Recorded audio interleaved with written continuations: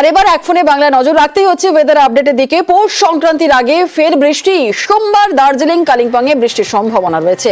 আর আজকে থেকেই রাজ্যে পারা পতনের সম্ভাবনা রয়েছে। আর কি বলছে হাওয়া অফিস জানবো। আমাদের সঙ্গে রয়েছেন আমাদের প্রতিনিধি বিশ্বজিৎ সাহা। বিশ্বজিৎ, ফের বৃষ্টির সম্ভাবনা, কি বলছে হাওয়া অফিস? আবার পশ্চিমী ঝঞ্ঝা আসছে এবং এই পশ্চিমী ঝঞ্ঝা যখন পাস করবে তখনই বৃষ্টির সম্ভাবনা থাকবে। তবে এই বৃষ্টি কতটা বেশি হবে বা স্নোফল হওয়ার সম্ভাবনা এখনো আবহাওয়া দপ্তর সেটা জানায়নি। তবে বৃষ্টির যে একটা সম্ভাবনা, খুব হালকা বৃষ্টির সম্ভাবনা দার্জিলিং এবং কালিম্পং এর এই পার্বত্য এলাকায় বৃষ্টির সম্ভাবনা রয়েছে।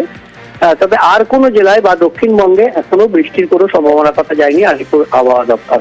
কুয়াশা হবে আগামী কয়েকদিন, কুয়াশার সম্ভাবনা কমবে আগামী কয়েকদিন। যে ঘন কুয়াশার দাপট ছিল উত্তরবঙ্গে বিশেষ করে, সেই কুয়াশার দাপট অনেকটাই কমে যাবে। তাপমাত্রা কমেছে ইতিমধ্যেই, 2 থেকে 4 ডিগ্রি সেলসিয়াস তাপমাত্রা নামার সম্ভাবনা ছিল।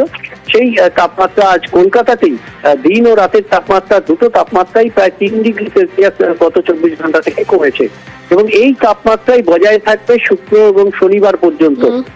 এবং তারপর আবার তাপমাত্রা সামান্য বাড়তে পারে, কারণ পশ্চিমী ঝঞ্ঝায় উত্তর পশ্চিমের যে বাতাস, শীতল বাতাস, সেটা আটকে যাবে এবং রবিবার সোমবার বেশ কিছুটা উষ্ণতা আবার আসতে পারে, এমনটাই সম্ভাবনা আলিপুর আবহাওয়া দপ্তরের বিজ্ঞানীরা জানাচ্ছেন। বেশ, ধন্যবাদ।